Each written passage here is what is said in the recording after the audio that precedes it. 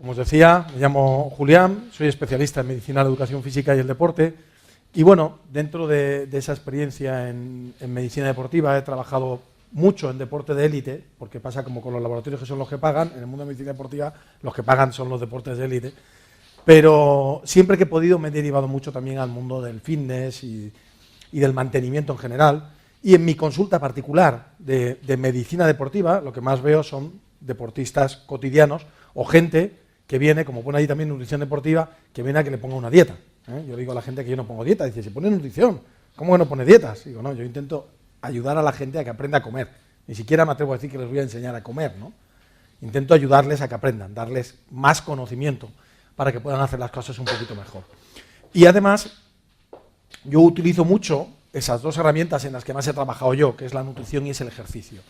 Y los utilizo siempre los dos juntos porque conjuntamente ejercen una función que es de esas palabras que cuando te dicen una vez se te queda y te parece muy bonita. Esta me la contaron en la Facultad de Medicina, cuando me explicaron aquello del paracetamol y la codeína, ¿no? Lo de la sinergia, y la palabra es bonita. A mí me pasa que con algunas palabras, a mí ombligo, por ejemplo, es una palabra que me parece muy bonita, pero no tiene ninguna gracia. Pero sinergia tiene la gracia añadida de que significa que 1 más 1 es mayor que 2. Y la sinergia es algo muy claro en el mundo del deporte. Los deportistas lo entienden muy bien, porque el deporte de equipo lo que busca es una sinergia. Por ejemplo, un equipo de baloncesto se dice que es bueno cuando el equipo juega mejor que los 5 jugadores. Parece una frase tonta, pero es una frase con mucho trasfondo. Yo hago un deporte que es poco conocido, y mucho me temo que aquí en Ciudad Real todavía menos, porque yo practico el remo, y practico el remo además pues parecido a lo que hacen los del norte, que hacen en traineras. Nosotros tenemos unos barcos en el Mediterráneo que se llaman faluchos. Yo practico el remo en el mar, que es mucho más a mí me parece mucho más bonito, respecto a los que lo hagan en los canales o en los ríos. Y los entrenadores siempre te dicen lo mismo, que no hay que tener 8 buenos remeros, hay que tener un buen barco. Entonces, ese concepto de la sinergia a mí siempre me ha llamado mucho la atención y me encanta, porque pienso que es lo que nos falta en el mundo, en la humanidad, ¿no? Aquí llega un político a jefe y ya no piensa en la gente que le ha votado, piensa en llenarse el bolsillo. Eso es la antisinergia, ¿no? Entonces hoy vamos a hablar un poquito de esa sinergia y vamos a hablar de la sinergia entre nutrición y ejercicio, y entonces lo voy a plantear como una especie de juego en el que se dan algo mutuamente, ¿no? Entonces primero voy a hacer algunas anotaciones de cómo el ejercicio puede colaborar a un buen estado nutricional, como ya habéis comentado algunos de vosotros, y luego voy a hablar un poquito más a fondo, que a lo mejor es un poquito más mi tema, un poquito de nutrición deportiva, ¿no? Cómo con la nutrición podemos ayudar al rendimiento de los deportistas o a que la gente pueda hacer más deporte. Y el hecho de que esta nutrición y este ejercicio sean las patas fundamentales para la salud, no es que lo diga yo, está en un montón, podríamos hablar de trabajos, pero es que hay un manifiesto de la Organización Mundial de la Salud que generalmente pues, se ocupaba más de esos países del tercer mundo que no tienen agua, y un día de repente giró la cabeza a ese primer mundo y vio que estaban todos gordos. Y entonces, bueno, pues en 2004 salió un manifiesto hablando de la importancia del régimen alimentario y la actividad física para la salud. Y eso es una de las cosas que nos tiene que hacer reflexionar sobre el concepto de la medicina. Hemos hablado de que casi todas las investigaciones son de fármacos, hemos hablado de que la gente va al médico pidiendo una pastilla, y también se ha dicho que una de las cosas que hay que recordarle al paciente es el poder que ellos tienen sobre el desarrollo de cualquier cosa, de su enfermedad, de su salud, de su vida, de su felicidad. A mí me gusta mucho la frase que usaba mucho ahora que, bueno, pues la tenemos más en memoria porque falleció recientemente, Nelson Mandela. Yo cuando doy charlas de este tipo, lo que digo es que intento a la gente ayudar a ser un poquito más capitán de su alma y dueño de su destino, que es una frase de un poeta inglés, de un famoso poema que se llama Invictus, y que él se lo sabía de memoria y se lo repetía continuamente en la prisión, y luego pues ha utilizado mucho esa frase. Pero es verdad, y precisamente en este aspecto todavía más, porque somos un poquito víctimas de lo que nos rodea, y lo que nos rodea es, como nos ha puesto antes muy bien Laureano, es un bombardeo de alimentos que tienen una alta carga calórica y que al final es un gran negocio, que comamos mucho. El negocio de la alimentación es el negocio más grande que existe, bueno, probablemente superado solo por lo que tenemos más grande que el comer mal, que es el miedo. El negocio de los seguros probablemente es el único que supera el negocio de la alimentación. Entonces, bueno, pues es relativamente importante que le recordemos a la gente el protagonismo que tenemos cada uno. ¿Por qué hemos perdido ese protagonismo? La mayoría de la gente le preguntas por qué come y no te lo sabe explicar. Y dice, ¿qué come? Pues lo que hay. Bueno, pero ¿cómo es lo que hay? pero todo lo que te ponen te lo comes. Hombre, no, si no me gusta, no. Ah, entonces, ¿qué comes? Lo que te gusta. Bueno, no siempre. Y en realidad no saben por qué comen. Y sin embargo, como os digo, es uno de los factores más importantes para la salud. ¿Ok? Entonces, generalmente el tema del ejercicio con respecto a la ayuda en nutrición se suele hablar mucho de él cuando tenemos que hablar de los ajustes de peso. Ya no hablamos tanto de pérdida de peso porque hablábamos de la masa grasa, etcétera, etcétera. Y en ese sentido es importante reconocer lo que habíamos dicho antes, que la obesidad no es un aumento de peso, que es muy importante dónde está el peso, porque siempre y cuando no aparezca un aumento de peso por un tumor o por un acúmulo de líquidos, que puede aparecer también en la situación de un tumor, la variación de peso en una persona adulta se debe a dos grandes compartimentos. Cuando se hace lo que se llama antropometría, que es la medida del cuerpo, se divide el cuerpo en 4 compartimentos. El compartimento óseo, el compartimento muscular, el compartimento graso y uno que se le llama residual o visceral, que es todo lo que no está en esos 3 grandes compartimentos. ¿De acuerdo? Entonces, los dos que pueden variar en el adulto son la grasa y el músculo. Y claro, todos diríamos, bueno, pues yo lo que quiero es que lo que coma se vaya al músculo. O sea, que ojalá tuviéramos un switch aquí, ¿no? Esto para el músculo, esto para el músculo.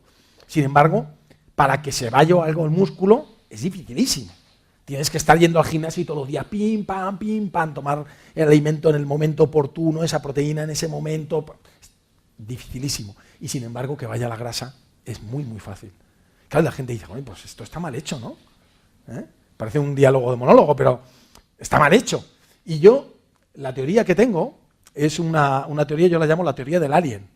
La grasa es un sistema ancestral de supervivencia. La grasa aparece en la evolución porque permite sobrevivir más tiempo entre una vez que comes y la siguiente que comes. Entonces es como un salvador. Antiguamente, antiguamente digo millones de años, un homínido o prehomínido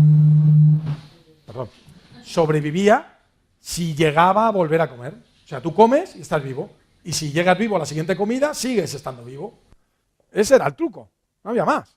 Entonces la grasa llega ahí como diciendo, yo te salvo. Y uno piensa, joder, qué buen rollito la grasa, ¿no? Viene aquí y me dice, yo guardo, cuando come, guardo las calorías y cuando no tenga te las doy. Pues eso es como el gobierno, que te dice Hacienda, no, tú dame el dinero que luego yo te lo devuelvo. Pues un poquito es parecido, ¿no? Entonces la grasa sí es verdad que cuando come se guarda las calorías, pero no es verdad que te las dé. Porque si fuera verdad, pensar un caso, ya no hablamos de la caquesia de un paciente oncológico, vamos a hablar del caso de los pacientes, por ejemplo, que se ponen en huelga de hambre. Si fuera verdad que cuando dejas de comer utilizas la grasa, un tío que se pone en huelga de hambre, a la semana, a la que lo filmaran las cámaras, estaría todo súper cachas ahí, fibroso, ¿no? Todos los músculos. Y sin embargo, si veis una imagen de alguna de estas personas, están muy débiles, no tienen nada de masa muscular. ¿Por qué? Porque lo primero que te autofagas, lo primero que te comes de ti mismo cuando dejas de alimentarte es el músculo. Porque la grasa se protege a sí misma. La grasa, como yo digo la teoría del alien, es que tiene vida propia.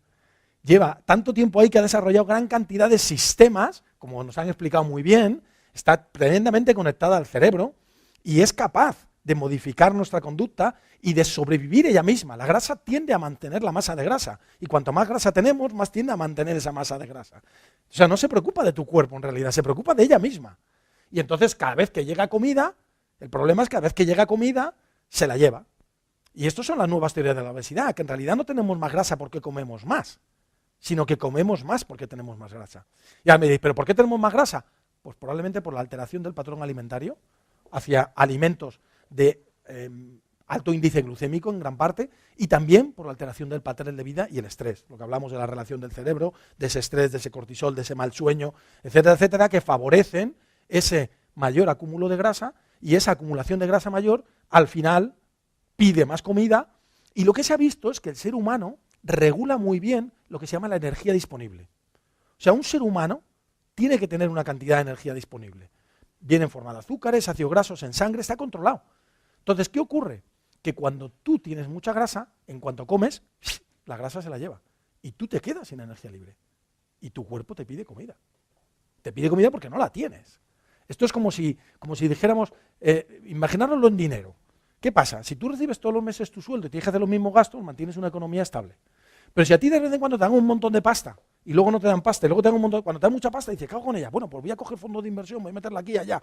Pero claro, ya esos fondos de inversión te exigen luego mantenerlos y que les des dinero a ellos y que inviertas ahí. Entonces luego cuando llega tu sueldo normal, resulta que lo metes en los fondos de inversión y te quedan sin pasta.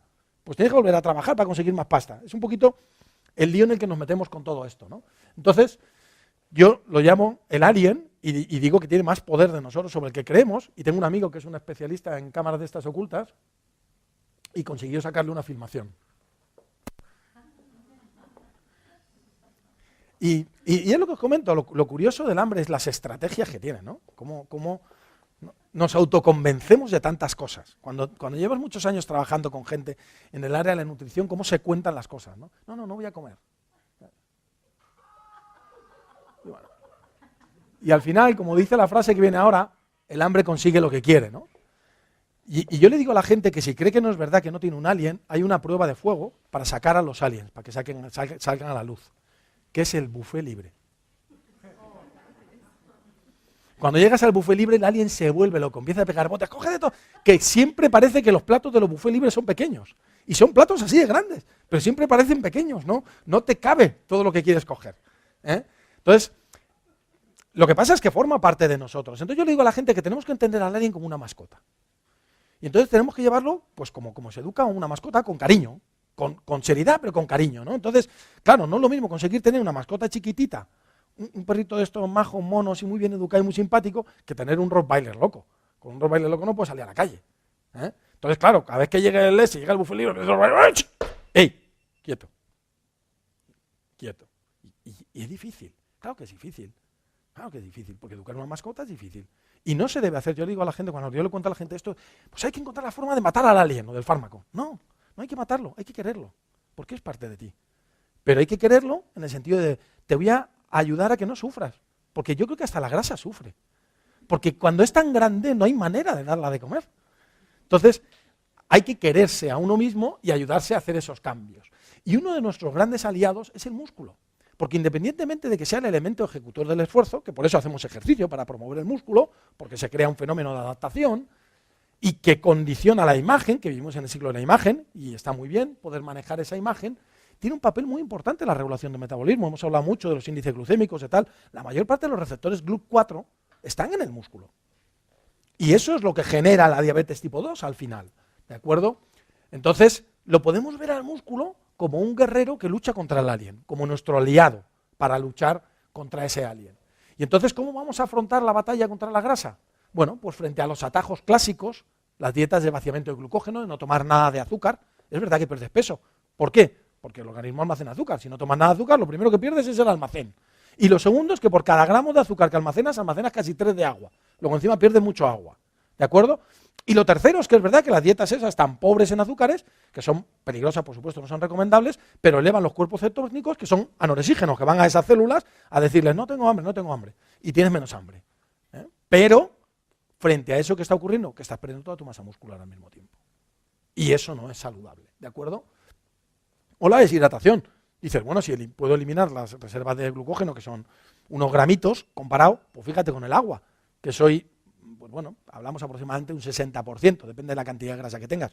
Las personas que tienen más grasa tienen menos porcentaje de agua, porque en las células magras el porcentaje de agua es alrededor de un 70 y pico, mientras que en una célula grasa el porcentaje de agua no llega al 20, porque sabéis que el agua y la grasa pues no se llevan muy bien, ¿eh? Entonces, bueno, podría perder mucho peso con el agua, y puedo perderlo, y es verdad. Y probablemente la mayoría de nosotros vivimos en un estado de subhidratación crónica. Lo que pasa es que lo tenemos asumido, porque el cuerpo, las cosas que pasan lentamente las lleva muy bien. El cuerpo se adapta con mucha facilidad o con mucha calidad a las cosas que ocurren lentamente. Pero probablemente todos mejoraríamos en nuestra salud si mejoráramos nuestra hidratación, simplemente. Una cosa tan sencilla como es. Pero bueno, lo que os digo es que estos métodos, que a veces pueden ser eficaces, son atajos y son peligrosos. Entonces, la realidad es que siempre que pierdes peso vas a perder grasa y tejido muscular. Cuando la pérdida es mucho más rápida, vas a perder más tejido muscular. Cuando la pérdida es solo con dieta, es decir, solo con restricción calórica, porque dieta es comer, es lo que decíamos antes, podemos entender dieta de dos maneras. Lo que hago durante un tiempo para comer de una manera distinta, o entender dieta en el concepto helénico de la palabra, que es casi ni siquiera comer, estilo de vida, ¿no? Pero bueno, si solo hago restricción calórica, pierdo más tejido muscular. Y si en mi aporte calórico hay menos proteínas, pierdo más tejido muscular. Por eso probablemente vosotros ya os habéis habituado en esa gente que no hay manera de que coman nada, por lo menos que proteínas las tengan, ¿no? Es un problema de casi de química básica, ¿no? De productos y finales y reactivos. Pero lo ideal es hacer una pérdida programada, con ejercicio y con dietas ajustadas en proteínas tendremos el mínimo peso muscular, la mínima pérdida muscular. Pero sobre todo, yo le digo a la gente que el problema no es la obesidad, que el problema no es el peso, es una bendición. La persona que come muy mal y no está obesa tiene un problema, que se cree que está bien. Y tiene los mismos problemas de colesterol, tiene los mismos problemas en sus arterias o más, y tiene los mismos problemas metabólicos. Y dice, ¿cómo le ha dado un infarto a Manolo si estaba delgado? Ya, pero ¿cómo comía Manolo? Claro, no, es verdad. Entonces, la obesidad es como una especie de expresión de algo que está funcionando mal. Y lo primero que está funcionando mal es tu hábito de vida. Entonces, la obesidad te está recordando cada mañana cuando te levantas y sales en el espejo. Esto se puede hacer mejor, chaval. Esto se puede hacer mejor. Y así tenemos que entenderla. Entonces, lo que voy a hacer no es intentar evitar la obesidad. Voy a intentar cambiar tu estilo de vida. Y ya veréis cómo la obesidad sola va desapareciendo. Porque si me centro en la obesidad, si me justifico solo a pensar en fármacos, a pensar en cirugía, y luego, precisamente por eso fracasan los mismos cirujanos que dicen, no, la cirugía funciona muy bien. Si luego el paciente hace cambio de hábitos, bueno, si lo hace sin cirugía también funciona. Claro, es decir, al final, a lo que vamos es a que si no haces eso, todo lo que decíamos, provocas un desajuste y el alien ya encontrará la manera de buscar el cable por otro lado. Es decir, lo que hay que hacer es modificar esos hábitos, ¿de acuerdo?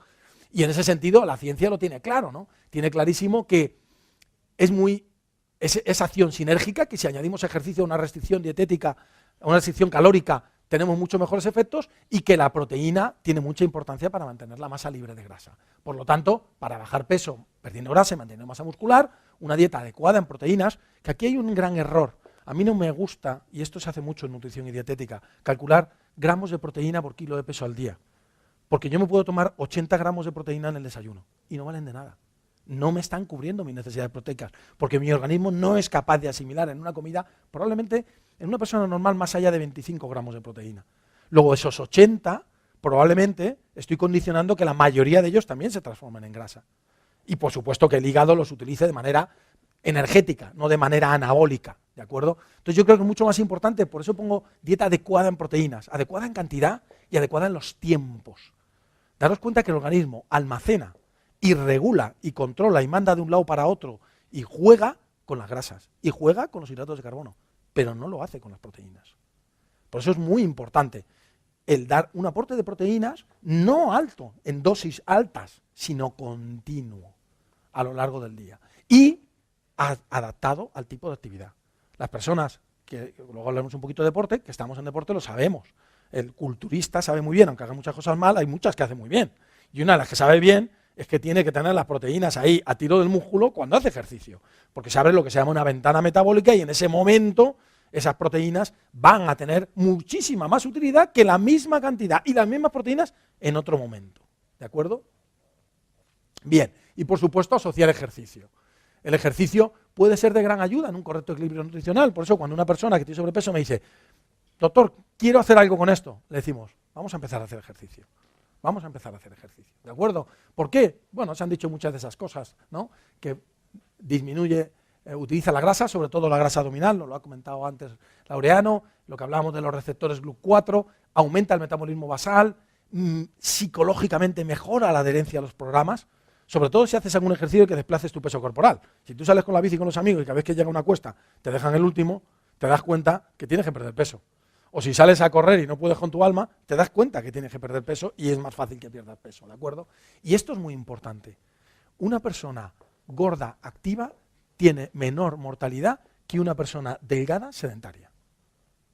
Esto es muy importante, porque el ejercicio reduce tanto el nivel de riesgo de toda esa comorbilidad que nos comentaba Laureano, asociada a la obesidad, que aunque no consiguiéramos perder peso, mejoraríamos muchísimo la calidad de vida de esos pacientes. ¿De acuerdo? Entonces, de nuevo, si tenemos a una persona un poquito pasadita de peso, vamos a lanzarlo a hacer ejercicio. Nos apartamos en este caso un poquito a un lado. Y frente a las dietas milagrosas, que se basan en esos trucos que decíamos, o en brujería, ¿no? O no, tienes que comer solo aguacate, claro, vas a hacer aguacate hasta el gorro, ¿no? Yo le digo que a mí la mejor dieta es la de la U, solo comer cosas que empiecen por U. O sea, un filete, un cochinillo, Bien, frente a esas tonterías, el milagro de la nutrición saludable y el ejercicio. Porque además para mí es una cosa muy bonita, no solo porque se basa en la educación y el conocimiento, sino porque los cambios no solo son permanentes, sino que son heredables. La cultura se hereda y la nutrición es cultura. Y con la globalización estamos acabando con esa cultura nutricional. Antes habéis puesto por ahí la pirámide de la dieta mediterránea, y una de las cosas que se dan abajo de la Asociación de la Dieta Mediterránea hablaba de tradiciones culinarias, de comer en familia, de comer en un ambiente agradable y conversando con la gente. El factor anímico que eso produce también es muy importante. Y yo el otro día comentaba con un profesor de gastronomía de la Escuela de Nutrición, me decía, no, es que hemos perdido las comidas. Digo, no, es más grave todavía, hemos perdido la conversación. Yo el otro día, en la comunión de una sobrina mía, me fui a la mesa de otro grupo de sobrinas más mayores, de 17 y 18 años, a quitarle los móviles porque había 15 personas en una mesa, cada una de ellas con su móvil. No se hablaban entre ellas. Y esto es algo que tenemos que tener en cuenta, porque cuando estamos hablando de la nutrición, de la obesidad, de todo esto son reflejos de todo eso. Estamos perdiendo al ser humano. Es lo que estamos perdiendo. Y se refleja en todo eso. ¿De acuerdo? Entonces yo creo que si conseguimos recuperar un poquito más ese valor de ser capitanes de nuestro alma y dueños de nuestro destino, podremos hacer todas estas cosas. ¿Ok? Desde el punto de vista técnico, ¿qué ejercicio? Pues yo le digo a gente, que quieras. Toda la vida se ha dicho, hay que hacer ejercicio aeróbico. Pues ahora resulta que es el menos útil. Pero sin embargo es el más fácil. Pues entonces el que pueda hacer ejercicio aeróbico, que haga ejercicio aeróbico. Porque se ha visto que el ejercicio de fuerza mejora mucho más la masa muscular, que es casi tan importante como perder la grasa y también quema calorías. Y el que se ha visto que es el mejor, que ahora está muy de moda, son los interválicos. El spinning, este tipo de actividades intensas con descansos. Porque es una manera mediante la cual la gente hace en poco tiempo grandes consumos calóricos. Antes creíamos que no, creíamos que se gastaba más calorías haciendo ejercicio aeróbicos. Pero ¿sabéis por qué? Porque ¿sabéis cómo se medía el gasto calórico del ejercicio? Con una máquina que medía el consumo de oxígeno. Claro, si mides el consumo de oxígeno, mides el ejercicio aeróbico. Pero el ejercicio anaeróbico tiene otro tipo de gasto. Fijaros, si yo solo mido el consumo de oxígeno y comparo dos ejercicios iguales, pero uno aeróbico y uno anaeróbico, resulta que este consume muchísimo más. Pero si empiezo a sumar, por ejemplo, la deuda de oxígeno. ¿Qué es la deuda de oxígeno? Pues imaginaros, yo voy a una regata. Nuestras regatas cortas son 3 minutos. Pero son 3 minutos ahí. Acaba la regata y dicen, ¿qué te ha ido la regata? Estupendo. Un regatón. Cuando el vaco. Eso es la deuda de oxígeno. Pero es que, claro, eso es la deuda de oxígeno de una manera muy exagerada. Pero es que se ha visto que una persona que hace una clase de spinning tiene aumentada su tasa metabólico basal 24 horas después. Es decir, la deuda de oxígeno es mucho mayor de lo que nos creemos. Entonces, si medimos esa deuda de oxígeno y la sumamos, y encima medimos el gasto anaeróbico, que se puede estimar a raíz de una molécula que se produce, que es el ácido láctico, resulta que el ejercicio interválico produce mucho más gasto calórico que el ejercicio aeróbico. Lo que ocurre es que, bueno, el ejercicio interválico hay gente que no lo tolera igual de bien. Bueno, pues al final, ¿qué hacemos? Pues lo que yo le digo a la gente es que haga lo que sea, pero que haga algo. Lo que le guste, lo que pueda, lo que encuentre una vecina que lo haga con ella, para que lo hagan juntas, o lo que pueda implicar a la familia, o lo que le encaje en sus horarios, o lo que tenga cerca, lo que sea. Sí hay que vigilar en personas con sobrepeso, cuidado con los problemas vasculares, problemas de sobrepeso. A una mujer que tiene 90 kilos no le digas que se vaya a correr, y menos aún si vive, por ejemplo, en España, en Alicante tenemos un pueblo que se llama Alcoy, que son todo cuestas. Dices que se vaya a correr por Alcoy a una persona con 80 kilos y le destrozan las rodillas en 2 días. Y ya no va a volver ni a correr ni a hacer nada, ¿no? Entonces, bueno, pues tener en cuenta ese tipo de cosas. Y yo le digo a la gente que añada siempre un ejercicio postural o de estiramientos. A mí me gusta mucho que la gente haga yoga, haga pilates, haga tai chi, por lo menos un día a la semana, porque también les hace tener conciencia del cuerpo. Porque una de las cosas que hemos perdido es esa conciencia del cuerpo, ¿de acuerdo? Entonces yo creo que es importante que también hagan algún ejercicio de ese tipo. Bien. Pero sin olvidar que la clave para el control de peso sigue siendo el control de calorías. Si tú a una persona le dices, mira, te voy a poner a hacer ejercicio y sigue comiendo lo que quieras, aumenta de peso. Porque el alien se mantiene, incluso en río revuelto, ganancia de pescadores, saca algo más y la masa muscular va a aumentar. Luego vas a aumentar de peso. La única manera es controlando las calorías. ¿Que el ejercicio te va a ayudar porque gasta parte de esas calorías? Sin duda. Si tú mantienes la misma dieta y introduces una actividad física en la que estás consumiendo esas 500 calorías, hay que darle muy duro al spinning, pero bueno, pongamos que lo haces. Esas 500 calorías que quiero conseguir negativas, Con esas 500 negativas al día, lo que estábamos hablando, llego a 3.500 negativas a la semana, unas 7.000 en 2 semanas, se calcula en un balance negativo de unas 7.500 para perder 1 kilo de grasa más o menos, pues voy justo en la línea. Pero claro, comiendo lo mismo. Pero casi toda la gente que empieza a hacer ejercicio dice, no, es que yo hago deporte. Llega al bar y dice, pónmelo de 3. ¿Cómo que lo de 3? Es que yo hago deporte. Entonces, normalmente se desajusta bastante la balanza por eso. Entonces, muy importante siempre controlar las calorías aunque hagamos ejercicio. Bien, y ahora nos vamos al otro lado. Hemos visto que el ejercicio nos puede ayudar a un buen balance nutricional. ¿Y cómo puede ayudar la nutrición al ejercicio? Bueno, por lo primero manteniendo la salud del individuo, porque ya estamos a unos niveles de mala nutrición que ya ni siquiera tenemos esa salud. O sea, ya es relativamente habitual que la gente tenga pues déficits nutricionales o déficits vitamínicos o déficits minerales en población que no tiene exigencias grandes de tipo físico. En deportistas, que son los que yo trabajo, os puedo asegurar que es el pan nuestro de cada día, ¿sabes? O una anemia, o un déficit de magnesio, un déficit de tal. ¿Por qué? Porque hemos entrado en una dieta tan monótona y tan pobre. Está llena de calorías, sí, pero de todo lo demás está bastante vacía, ¿de acuerdo? Entonces, bueno, pues hay que evitar esos problemas por defecto y hay que mantener un correcto peso y composición corporal y además les podemos ayudar a mejorar la recuperación. Pongo esta diapositiva porque yo fui durante 4 años el médico del estudiante de baloncesto y cuando acabé esa etapa de mi vida cambió mi titulación. Yo era el doctor Álvarez y cuando acabé esa etapa de mi vida empecé a ser llamado el doctor Batido. Porque yo a todos mis jugadores, cuando teníamos entrenamientos, cuando teníamos partidos, les hacía tomarse un batido nada más acabar, porque yo estaba como muy obsesionado con eso de la ventana metabólica y de aprovecharla, ¿no? Y bueno, pues eso que en mis tiempos, en los que yo hice aquello, yo estuve del 2000 al 2004, que incluso llegamos a una final de la Liga, llegamos a ser segundos de Liga porque nos robó la final el Barça, claro, los árbitros eran de Barcelona todos, pues ¿qué vamos a hacer? Bueno, pues fue bonito mientras duró. En aquella época, pues claro, la gente al revés empezaban a decir, Julián les mete algo. Es lo que pasa con los médicos deportivos y los triunfos. O sea, si tu equipo gana es que les metes algo. Entonces, bueno, pues en este caso, la gente hoy en día me reconoce un poquito más lo de la nutrición y en los congresos de médicos de baloncesto, pues voy todavía a mis compañeros a enseñarles cómo sean ellos, para que sean ellos también el doctor batido, ¿no? Y entonces, bueno, pues no es solo darles un batido después de entrenar, por supuesto que no. Eso es un elemento que es el que llama la atención, pero es bastante más complejo. Lo primero es que muchas veces pensamos que un deportista, como está en su peso, estará comiendo bien. Yo he tenido deportistas de élite, de muchísima élite, que comían de pena. Y me dice, bueno, entonces dará igual lo que coman. No, que coman de pena y sean capaces de conseguir un rendimiento, no quiere decir, A, que eso no está afectando negativamente a su salud, B, que el rendimiento no pueda ser mejor si encima comen mejor. ¿De acuerdo? Entonces, bueno, lo primero que hay que hacer es conseguir que tengan esa buena alimentación. Por supuesto, el peso es fundamental. Yo he estado también sido médico varios años de la Federación Española de Triatlón, también con triatletas pues como Iván Raña, Javi Gómez Noya, Ana Burgos, o sea, os hablo de campeones del mundo y campeones de Europa. Y en esos el peso era súper fino, claro, porque es un corredor, bueno, fijaos, no un corredor, en remo se dice que el timonel, que no rema, que el kilo de más que se pone el timonel, una décima que te suma en la regata. Con lo cual al timonel decimos, no, le cortamos las piernas. Esto es un deporte vasco, es lo que tiene. Los que no se dejan, los timoneles que les cortamos las piernas. Bien, entonces es muy importante esa nutrición básica. Y luego, lo de la recuperación es lo que hablaba del famoso doctor batido. ¿Por qué? Porque hay que recordar una cosa, el ejercicio, estamos hablando, ¿qué bueno es el ejercicio? ¿Qué bueno es el ejercicio?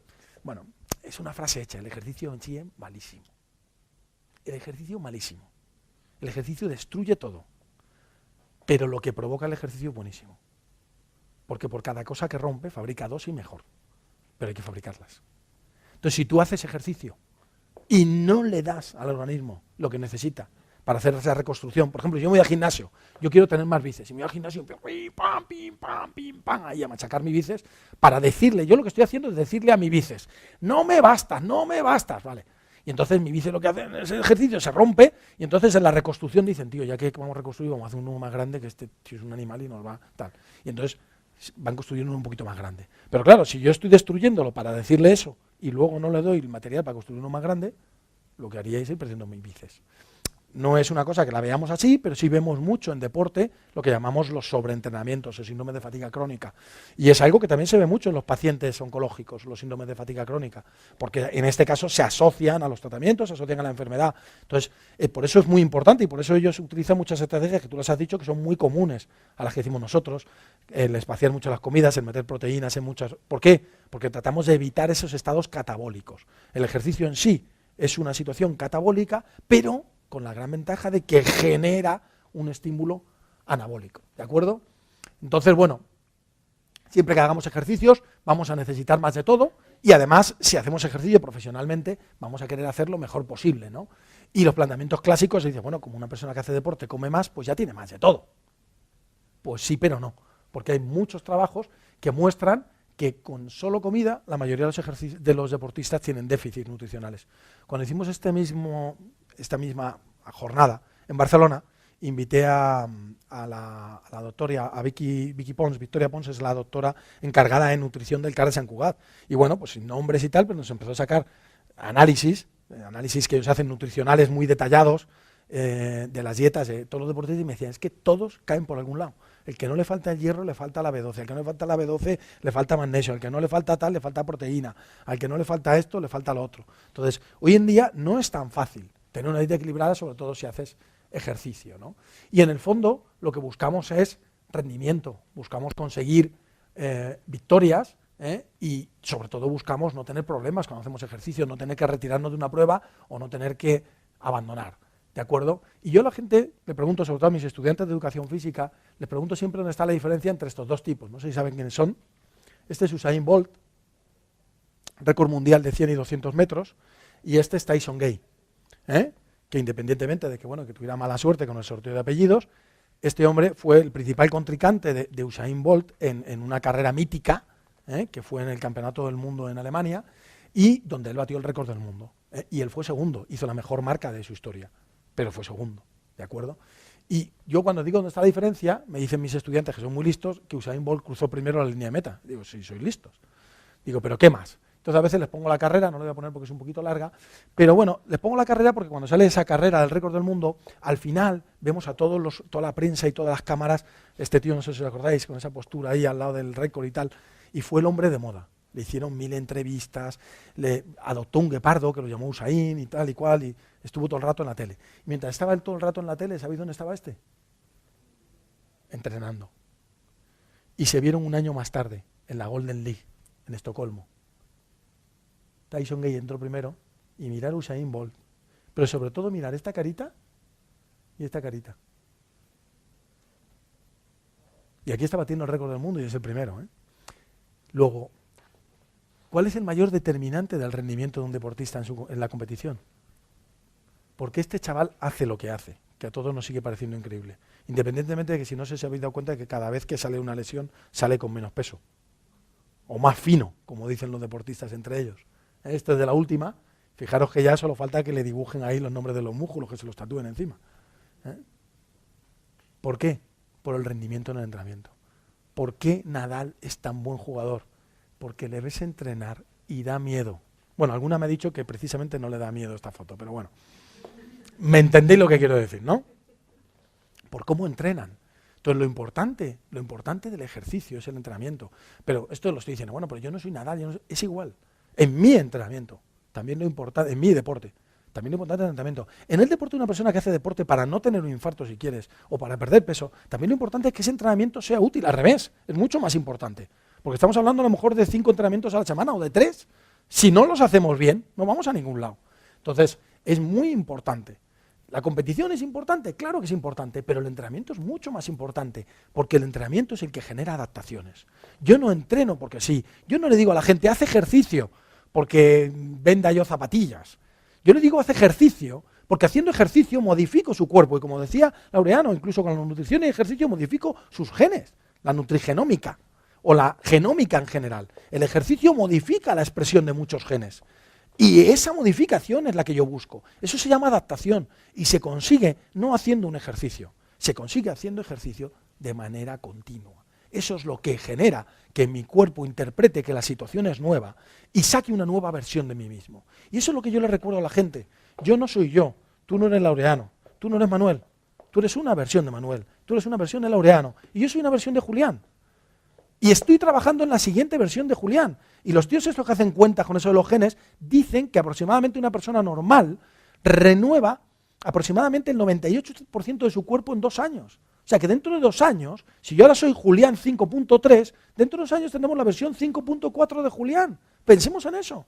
Yo puedo empezar a trabajar ahora mismo en la versión 5.4 de Julián. ¿Y cómo dirijo yo la versión? ¿Por qué? Oye, si todas mis versiones son iguales, porque siempre hacen lo mismo. Claro, pero yo puedo redirigir esas versiones. Y las redirijo con mi estilo de vida y con mi alimentación.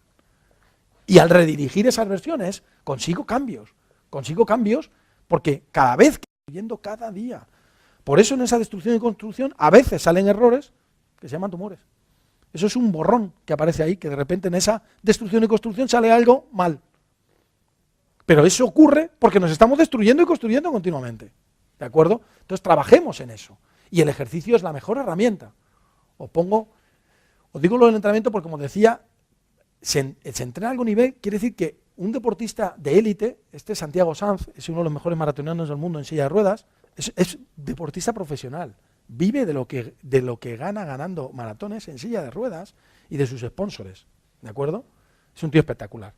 Es tetrapléjico, va a decir, no, está moviendo los brazos, ya, pero porque le queda musculatura de los hombros, pero técnicamente es tetrapléjico.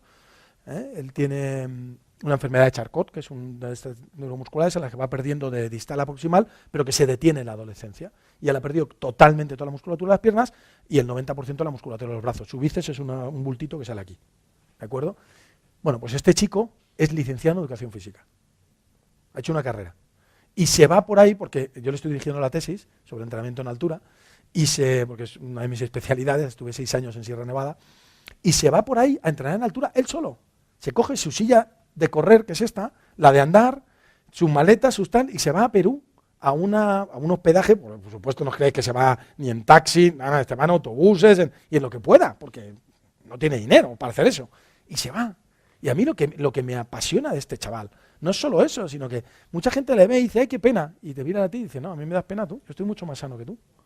Yo soy mucho más capitán de mi alma y dueño de mi destino que tú.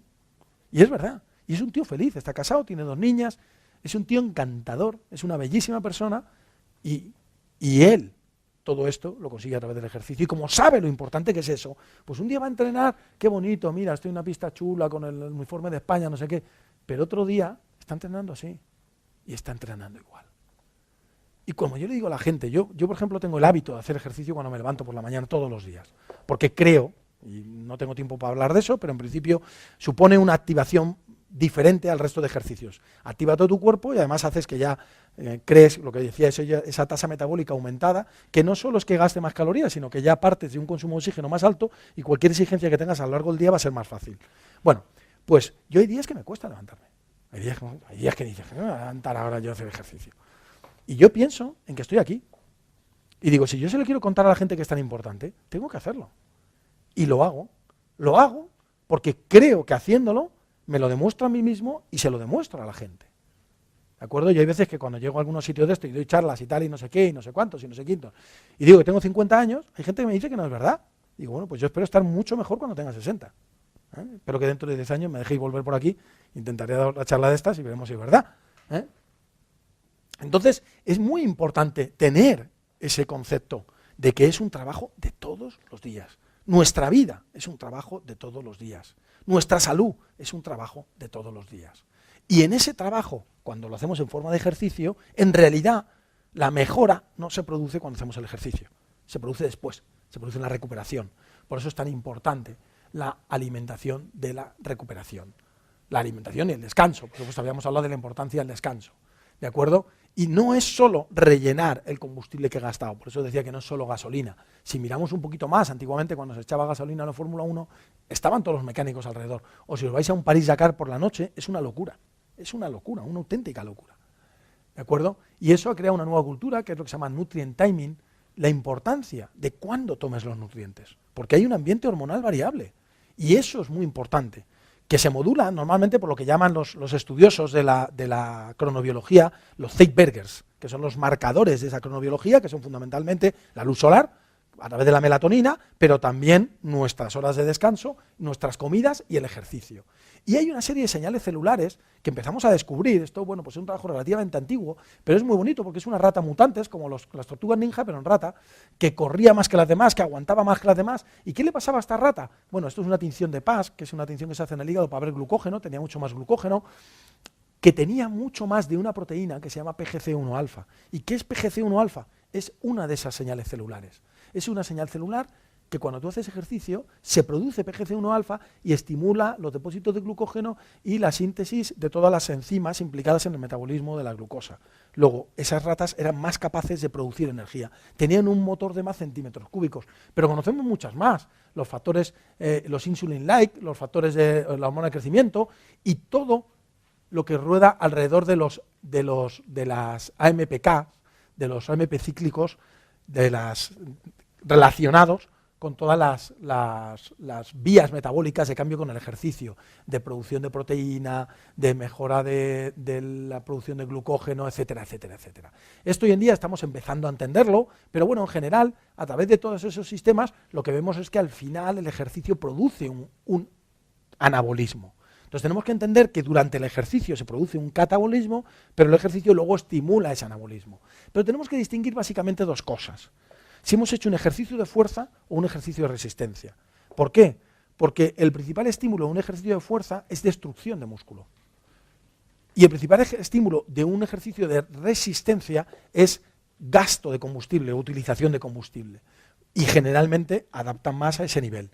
Cuando yo he acabado un ejercicio de resistencia, le tengo que dar el material para que recupere eso, para que adapte eso. Luego le tengo que dar básicamente hidratos de carbono para recuperar el glucógeno. Cuando yo he hecho un ejercicio de fuerza, le tengo que dar básicamente proteínas para que recupere el músculo. Pero además lo tengo que hacer lo antes posible. La gente dice, no, me han dicho que la ventana metabólica, tú has dicho que está un día, y me han dicho que dura una hora. Ya, pero imaginároslo como esto. Cuando yo hago ejercicio, la ventana metabólica se abre. En el momento en que paro, se empieza a cerrar. Pero a esta velocidad. Porque lo primero que cambia es la distribución del flujo sanguíneo. En el momento en que yo paro de hacer ejercicio, mi frecuencia cardíaca baja, mi redistribución del flujo se vuelve a la situación normal y ya no tengo tanta facilidad para llegar al músculo con esos nutrientes. Luego, el momento óptimo para la nutrición en el ejercicio es nada más acabar. ¿De acuerdo? Bueno, hay muchos trabajos desde hace muchos años que muestran esto, pero voy a enseñar el de recambio proteico porque es relativamente interesante, ¿no? Y esto además hoy en día lo ampliaríamos sumando hidratos de carbono. Esto es placebo. Esto es, y estos dos son un batido de proteínas, ¿de acuerdo? Esto es síntesis proteica, breakdown, catabolismo proteico y el balance neto. Cuando yo hago un ejercicio muy fuerte de pesas, estimulo la síntesis proteica, pero si destruyo más de lo que construyo, el balance neto es negativo, ahí no salgo ganando. Sin embargo, si yo hago el mismo ejercicio y les doy un batido de proteínas, esto es un batido normal y uno con más aminoácidos esenciales, es decir, de mayor calidad proteica, ¿qué consigo? Mayor síntesis, un poquito menos de destrucción, al final lo que da diferencia significativa, balance neto positivo. Digo que esto es poquito porque la manera de mejorar el freno del catabolismo es añadir hidratos de carbono, porque la insulina es muy anticatabólica. Durante el ejercicio tiene muy poquita actividad, pero después del ejercicio es muy anticatabólica, ¿de acuerdo? Aparte de ser anabólica, pero también es muy anticatabólica. Entonces, bueno, pues ya hay muchos trabajos comparando eso, hidratos de carbono con hidratos de carbono y proteína, y viendo que se mejora mucho. Entonces nos moveríamos en dos extremos. El ejercicio de mucha intensidad que daña mucho al músculo, en el cual ese batido de recuperación de hidratos de carbono y proteínas tendría más proteínas. Yo a la gente, para que no se líe, juego con unos porcentajes que casi valen para todo, ¿no? 70-30. Les digo, cuando es un ejercicio de pesas, 70 de proteínas, 30 de hidratos. ¿Ok? En este caso. O actividades de resistencia en las que hay poco daño muscular. Por ejemplo, esto es una de mis triatletas, no se le ve la cara, pero es una chica muy guapa. Tú te metes 5 horas en la bici y hay muy poca destrucción muscular, pero hay mucho. Te bajas de la bici, como yo digo a los deportistas, se bajan de la bici y no pueden ni andar. Pero es distinto aquí, que te duele todo, y aquí, que te pesa todo.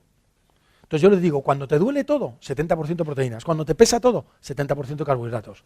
Oye, y cuando no sé, porque es fútbol, tal, no sé qué, que no es ni lo uno ni lo otro, pues mitad, mitad. ¿Qué es lo que hace Cristiano Ronaldo, Cristiano Ronaldo le damos 2 batidos, uno que es para esto y otro que es para esto, y dice, ¿y en fútbol qué hago? Y digo, hombre, pues sería entre uno y otro. Y dice, ¿me puedo poner mitad y mitad? Pues póntelo. Y es lo que se pone. Entonces, bueno, lo que tenemos claro es que de una manera muy sencilla a la gente que haga ejercicio le podemos recomendar una nutrición asociada al ejercicio, que es nada más acabar el ejercicio, tomarse un batido de hidratos de carbono y proteínas.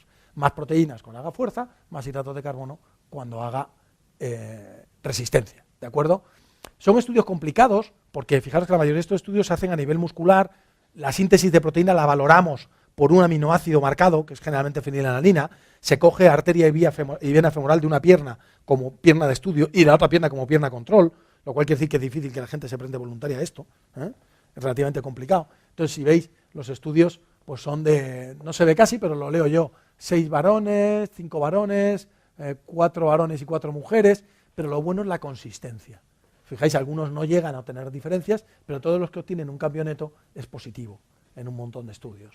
Bueno, pues esto en las catalogaciones de evidencia no se estima la consistencia, pero para mí en ciencia es más importante la consistencia que la evidencia. Pero bueno, sería una cosa a discutir en otros foros, ¿de acuerdo?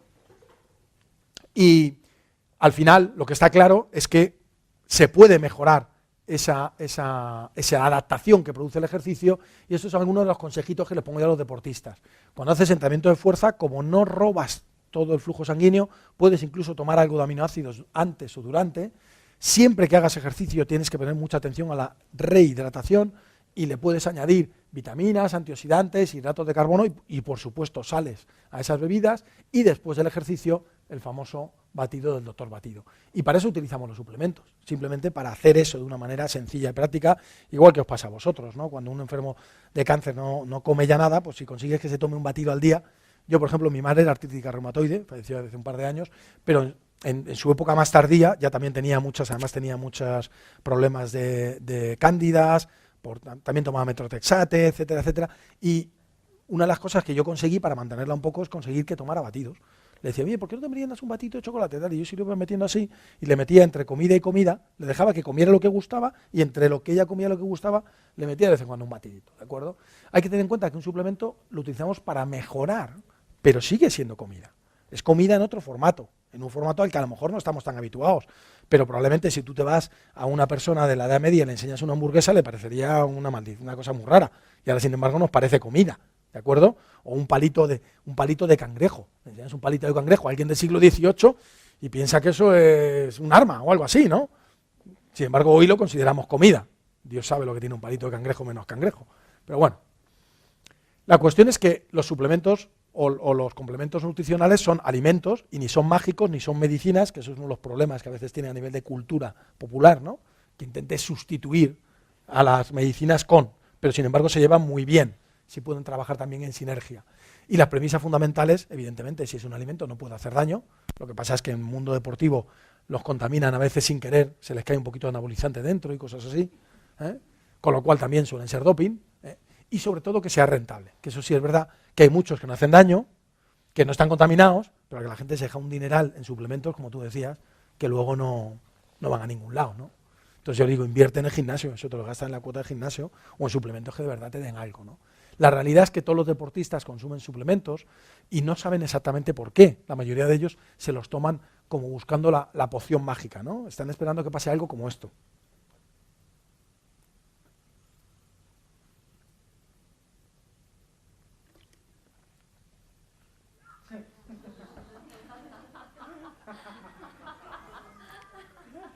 Mira la cara que se le queda al gato. Bueno, y bueno, yo le digo a la gente normalmente que eso, que la poción mágica no existe. Bueno, no existe. Sabéis que hay un druida galo, precisamente galo, es curioso, que inventó el doping sea francés. Un druida galo que le da esto a Asterix y encima tiene el descaro de irse a los Juegos Olímpicos. Pero bueno, dejando al margen esto del origen francés del dopaje, lo que sí existe es la magia de la ciencia, ¿no? Y bueno, pues laboratorios donde se investiga esta nutrición deportiva, gran cantidad de científicos, es Luis Narro, que es un premio Nobel, y es una persona que cuando te empieza a hablar con sus 70 años, lo primero que te dice, yo he corrido 13 maratones, y empecé a correr a los 60. Y claro, y es lo primero que dices, joder, macho, si un tío que sabe tanto dice esto, debe ser bueno, ¿no? Lo que pasa es que, bueno, ahora estamos pasando al triatlón, pues ya le he dicho, Luege, tanta carrera te va a destrozar la rodilla, y dice, no, si ya me duele aquí. Bueno. Y otros, bueno, pues que nunca tendremos el premio Nobel, pero que desde que teníamos pelo estamos ahí con los deportistas, y hombre, pues algunos de ellos los he tenido chavales y luego han llegado a jugar en la NBA, ¿no? Y a otros, bueno, pues están ahí haciéndolo bastante bien de momento. Bien, al final son herramientas, y son útiles. En algunos casos, en el deporte, hay un efecto ergogénico clarísimo, pero sobre todo nos ayudan a controlar lo que estamos haciendo en una situación en la que normalmente nuestra nutrición está muy poco controlada. Me ayudan a mí, sobre todo con los deportistas, a definir qué, cuánto, cómo y para qué les doy las cosas, ¿de acuerdo? Porque los puedo administrar cuando y como yo quiera, y bueno, por eso tenía yo siempre a estos, cuando acababan el partido, antes de irse a la ducha, el batidito. Me acuerdo que me decía Pepu, dice, no, aquí lo primero cuando acabemos del partido o de un entreno es mi charla. Digo, no, si yo no quiero hablar, aunque parezca mentira. Yo solo quiero que se tomen esto. Y entonces, bueno, pues llegamos a un acuerdo, que ahora lo veréis en una foto, bueno, esto es lo que os he dicho, cuanto más intenso el ejercicio, más proteína, cuanto más largo, más hidrato de carbono, por decirlo de alguna manera. Utilizamos mucho la proteína de soja porque es muy digerible, tiene teóricamente un valor biológico muy similar a las otras gracias a la alta digestibilidad que tiene. Y además pasa otra cosa, la proteína de suero, que le gusta mucho a los culturistas, tiene un problema y es que se absorbe tan rápido que no se puede incorporar anabólicamente y se ha visto que más del 60% es utilizada como energía por parte del hígado. Entonces nos interesa proteína anabólica. Entonces nos pasa como con los hidratos de carbono, que no nos interesa un pico muy grande, sino un pequeño pico en ese momento, pero sobre todo mantener niveles de aminoácidos, sobre todo de determinados aminoácidos. Parece que la leucina es el más importante porque es el que arranca la cadena de la síntesis proteica, pero niveles de aminoácidos relativamente altos durante un tiempo. Esta era la imagen de un vestuario mío. Bueno, esto en realidad era el vestuario del Real Madrid cuando les eliminamos de los playoffs aquel año. Y bueno, los botes me los daban, pero cada uno de estos botes, no se ve aquí, no sé si... No hay una foto más cerca. Cada uno tiene un numerito del jugador. Y cada jugador, nada más acaba el partido, tenía su bote y Pepu les daba la charla y antes de irse a la ducha se tenían que haber bebido el bote. Hay muchas cosas que tienen ya un montón digamos, de trabajos detrás, incluso con alcalinizantes dirigí yo una tesis muy bonita en la Universidad de Granada y supongo que, como decíamos, se irán produciendo más, pero lo interesante, como os decía hoy al principio, lo interesante es que nos demos cuenta que la nutrición es un arma importante para mejorar la salud, para mejorar el rendimiento en el caso del deporte y para evitar problemas. Y pongo esto lo último, porque vivimos en un país, ya estamos andando en invierno, pero en un país que hace mucho calor en verano y nos hidratamos muy mal. Yo todavía de vez en cuando, por no perder el ritmillo, intento hacer en verano algunos, por lo menos 15 días en un centro de salud y tal, para rodarme un poco, y cuando hago urgencias, hago generalmente urgencias, me llegan deshidrataciones en Alicante, donde yo vivo, bueno, lo suelo hacer en Campello, todos los días llega alguna deshidratación, sobre todo de personas mayores. Entonces es muy importante que recordemos a la gente la importancia de hidratarse. Y es muy difícil establecer lo que es una buena hidratación. Yo le digo a la gente, estás bien hidratado cuando estás harto de ir al baño. Cuando estás harto, yo me acuerdo cuando yo fui a Perú, aproveché para visitar Cuzco, y cuando llegué a Cuzco, que está a 3.500, me parece, 3.600, muy alto, me dijo el guía de allí, doctor, tenemos aquí unas pastillas, tiene que tomarse eso. Digo, no se preocupe, si yo soy un experto en entrenamiento en altura, yo sé lo que tengo que hacer. ¿Tiene usted otra pastilla? Digo, no, agua. ¿Cómo que agua? Sí, agua. Para adaptarte a la altura lo que tienes que hacer es beber mucho agua, porque el organismo responde a la altura perdiendo agua. Entonces lo que tienes que hacer es beber agua. Entonces el agua es algo que nunca está de más. A mí me da mucha rabia que hay gente que ha definido las intoxicaciones hídricas, a las hiponatremias, las llaman intoxicaciones hídricas. Hombre, sí, si te bebes 40 litros de agua de golpe, como le pasó a una mujer en un concurso, incluso se murió, pero es que eso no es normal, ¿de acuerdo? Y cuando hacen ejercicio que pierden muchas sales, lo que pasa es que no hay que quitarles el agua, hay que darles agua con sales, y así de sencillo, ¿de acuerdo? Hay una mesa redonda, a los que están en el mundo del deporte, muy bonita, que está publicada en el Colegio Americano porque hace una revisión pues, de todos estos dichos, ¿no? De cuándo hay que tomar, de cómo puedo controlar la hidratación. Y bueno, pues todo, estará muy de moda los niveles de evidencia, pues todo con sus niveles de evidencia y con sus citas. Entonces, si os metéis en la página web del Colegio Americano de Medicina Deportiva, que es esta, www.americancollegesportmedicine.org, buscáis en documentos y ahí sale la round table esta de hidratación, que está bastante completita, digamos actualizada hace unos 3 o 4 años. Y al final, de lo que se trata es de lo que decíamos al principio, como tú decías, como la película de vaquero, volvemos al principio. Se trata de aprovechar la sinergia, en cuanto a que el ejercicio es una parte indispensable en los ajustes de peso y la nutrición también es una parte indispensable en poder hacer un buen ejercicio, en tolerar ese ejercicio y al final es una sinergia hacia la salud. Y bueno, os he puesto aquí 2 gráficas, que son 2 gráficas curiosas que relacionan la mortalidad de cualquier causa, el ACM, este es All Cause Mortality, con el índice de masa corporal, mostrando claramente que las personas obesas tienen el doble de riesgo de morirse que las personas que están en su peso. Fijaros que lo más bajo no es los más delgados, sino los que están en la parte alta del grupo bueno, probablemente porque tienen más masa muscular, ¿eh? Pero fijaros esta otra, que relaciona el nivel de fitness, que los americanos lo miden midiendo consumo de oxígeno, pero bueno, es una manera, el nivel de fitness, los sedentarios, los que se tienen de muy bajo nivel de fitness, comparados con los de alto nivel de fitness, tienen casi 5 veces más riesgo de morirse. Entonces, si juntamos las dos gráficas, conseguimos ese efecto sinérgico y bueno, pues yo a la gente le recomiendo que además haga un deporte y que compita, porque eso te estimula a seguir haciéndolo.